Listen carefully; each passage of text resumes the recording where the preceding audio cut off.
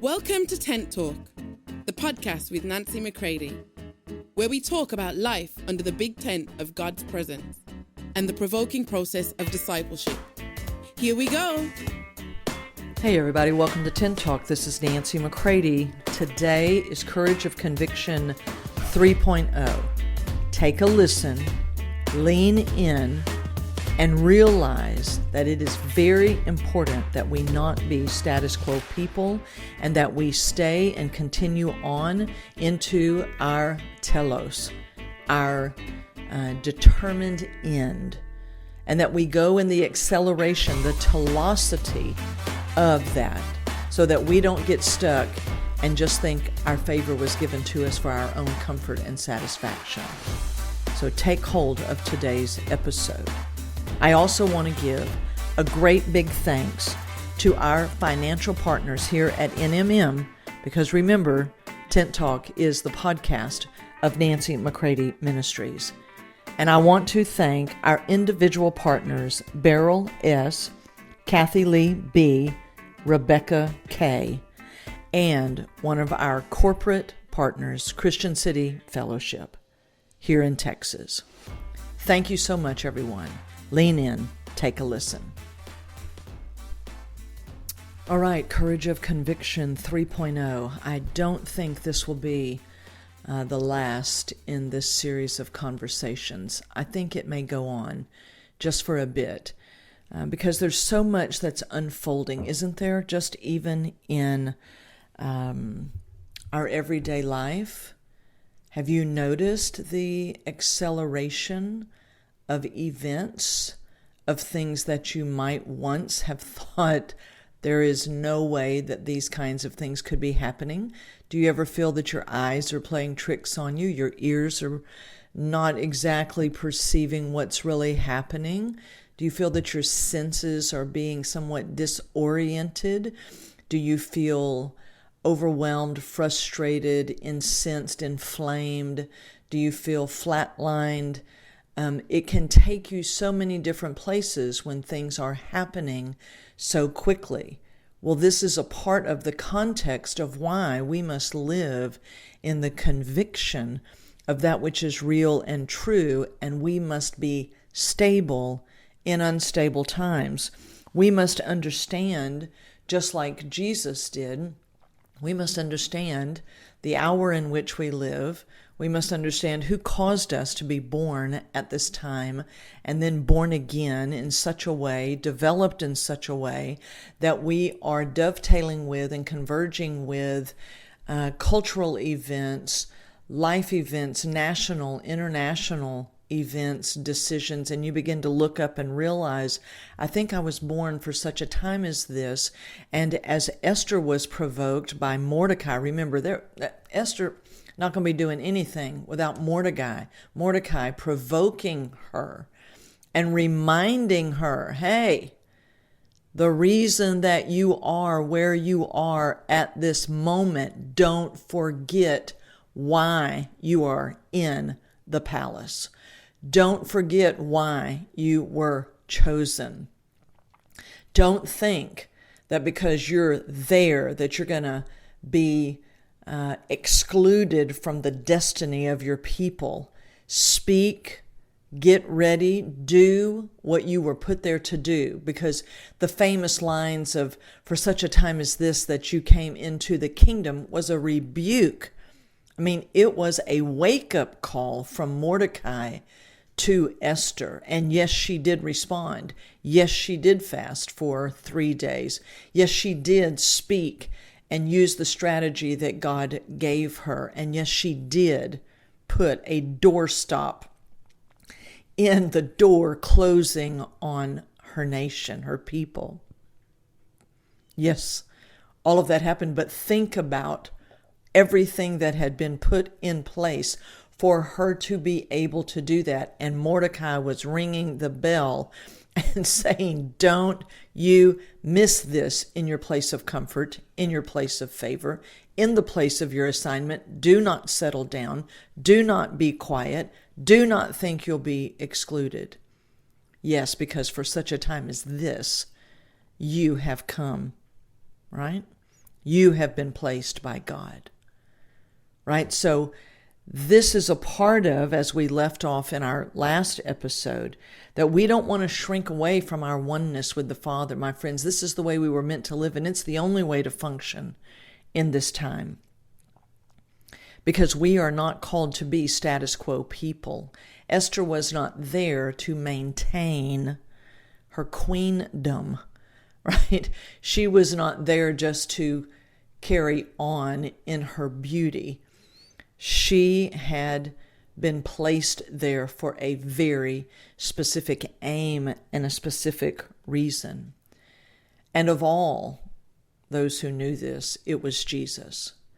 In John 13, it says in the Message Bible, just before the Passover feast, Jesus knew that the time had come to leave this world to go to the Father.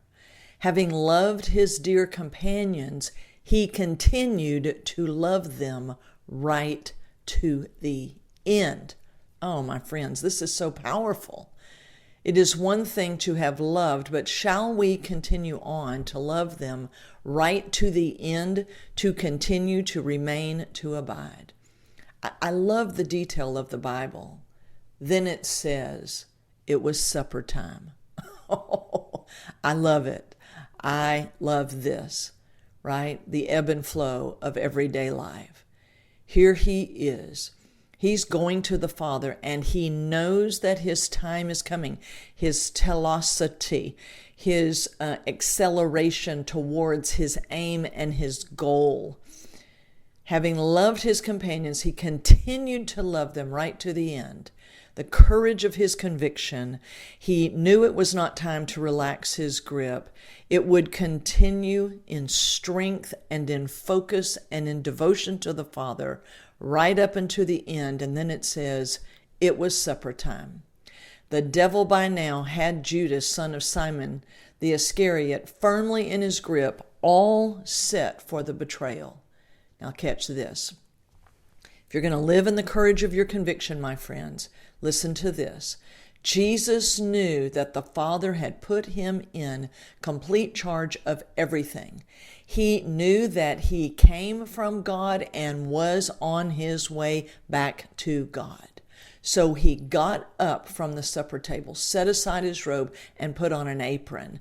Then he poured water into a basin and began to wash the feet of the disciples, drying them with his apron. When he got to Simon Peter, Peter said, "Master, you wash my feet?" Jesus answered, "You don't understand now what I'm doing, but it will be clear enough to you later." Peter persisted, "You're not going to wash my feet, ever." Jesus said, "If I don't wash you, you can't be part of what I'm doing." "Master," said Peter, "not only my feet then, wash my hands, wash my head." Jesus said, "If you've had a bath in the morning, you only need your feet washed now, and you're clean from head to toe. My concern, you understand, is holiness, not hygiene. So now you're clean, but not every one of you." He knew who was betraying him. That's why he said, "Not every one of you." After he had finished washing their feet, he took his robe, put it back on, and went back to his place at the table. Then he said, "Do you understand what I have done to you? You address me as teacher and master, and rightly so. That is what I am.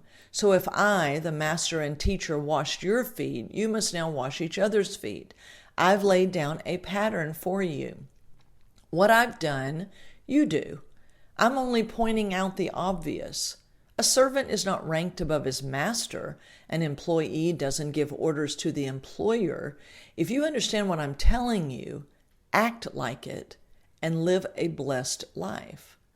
I'm not including all of you in this. I know precisely whom I've selected so as not to interfere with the fulfillment of this scripture. The one who ate bread at my table will stab me in the back. I'm telling you all this ahead of time so that when it happens, you will believe that I am who I say I am. Make sure you get this right. Receiving someone I send is the same as receiving me, just as receiving me is the same as receiving the one who sent me. After he said these things, Jesus became visibly upset, and then he told them why. One of you is going to betray me. Verse 22. The disciples looked around at one another, wondering who on earth he was talking about. One of the disciples, the one Jesus loved dearly, was reclining against him, his head on his shoulder. Peter motioned to him to ask who Jesus might be talking about. So, being the closest, he said, Master, who? Jesus said, the one to whom I give this crust of bread after I've dipped it. Then he dipped the crust and gave it to Judas, son of Simon the Iscariot. As soon as the bread was in his hand, Satan entered him. What you must do, said Jesus, do. Do it and get it over with. No one around the supper table knew why he said this to him. Some thought that since Judas was their treasurer, Jesus was telling him to buy what they needed for the feast, or that he should give something to the poor. Verse 30. Judas, with the piece of bread, left. It was night. My friends, if you live in the courage of conviction, you know what the Father has given you. You know you've come from him. You know you're headed back to him. Then you're going to proceed on. And lest you take this as some fuzzy-wuzzy love, right? Listen and read carefully, right? As you read. Sometimes it's good for you to read the word out loud, that your own ears, right, can really hear is yes, Jesus did love them. Yes, he did wash their feet. Yes, he did do all of these things. But my friends, he also knew who was at the table that was going to betray him, though the others seemed incapable of perceiving what was happening right in front of their eyes. But Jesus, knowing that all things had been given to him by the Father, he came from God, he's going back to the Father, right? He proceeded on to truly love them each one. But when it says there at the end of my section that I read, that Judas with the piece of bread left, it was night. My friends, if you live in the courage of conviction, if you do not shrink away from your oneness with the Father, because the first conviction you're under is that you are of God, born of him. You came from him. You're going back to him. Everything you have, everything that's in the dash from the moment of your conception to your death, right? You know that little dash, every bit of that, that's from God. And you don't shrink from this oneness. And you determine not to live as a status quo person, that you're not going to get lost in the favor. I know you are, blessed and highly favored of God, but why? Why, Esther? Why, Mordecai? Right? You see how Mordecai and Esther had to move together, right? The man and the woman, they all had to move together, correct? Right? This is where we begin to realize that we're not put in our places of favor and assignment and all of that to get impressed with people so we can be intimidated by people, so that we can get comfortable and think that's where it all stops, is with us. We are not status quo people. We are those who are not here to maintain, but to live in the telos, the telosity, right? Which is where we are going to be those who understand there's an aim. It says Jesus was going to love them all the way to the end. Okay, living in the telosity, right? Whatever my full aim is, whatever my purpose here, I want to continue in that. That's going to require continuous progressive revelation that is now going to go into continuous progressive reality so that I can take responsibility, so there can be a reproducing. Oh, sure, there'll be a reward and a lot of other re's. All right. But we are on our way somewhere, my friends, in days of great glory and days of great trouble. Are you taking hold in a new way? Are you going to live in the courage of the conviction that comes? Jesus knew who he came from, who he was returning to. He knew why he was here. Those bookends, okay? He said later, I'm the Alpha and the Omega, right? I'm the beginning and the end. In Matthew, it tells us, will we endure to the end, to the telos? All the way through, my friends, it's time to live in the courage of our conviction. Don't let anybody else inflame you. Only the fire of Holy Spirit. Do not let rhetoric that may well be true, but if it is rhetoric that is meant to incite you, inflame you, therefore control you, and to cause you to take what may seem like the proper path, but it's really to take a little bit of your destiny and kick it into another stream and into another way, right? So that you're easily distracted. I wrote this in my book. My distraction had to come looking like my destiny, or I would have never taken hold of it. It had just enough in it that it got me biting in and becoming convinced, and that's because there was unresolved conflict and pain and bitterness and other things that were juicing me. And therefore, because even though all that was going on, I truly, truly wanted to go with God. But my friends, there are things kicking about that want to kick us out of our true telos, our true end, which is Him. And that will be carried out in the fire of the Spirit and in the fruits of the Spirit for the finish of the Spirit. So we don't want to be status quo. We don't want to just maintain. We want to live in our Alpha and Omega. Why are we here? What are we here for? Right? Who are we returning to? All of that, my friends, is our hope of oneness and steadfastness and stability in times of great instability. I've been, if you will, prophesying and warning and talking about all of this for many years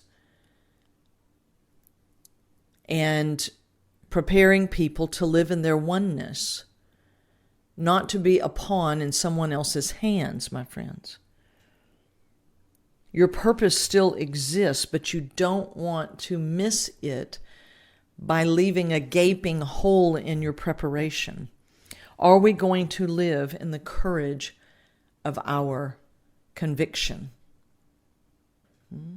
There is, my friends, a great purpose in why you were born at this particular time. Now, I'm going to stop here today. There are some things I'm going to share, I believe, in at least 2 more episodes. Think about this, my friend.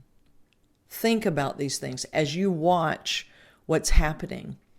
Don't have your head in the sand, my friends, but don't get freaked out either. You're living in the courage of your conviction, right? That which you know from Him, that which was written down before time. God is not taken off,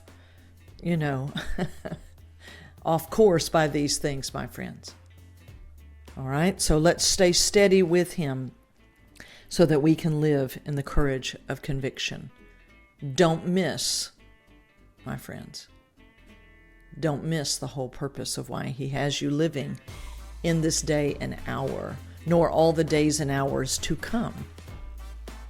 So there you go. Think about that today. I love you all.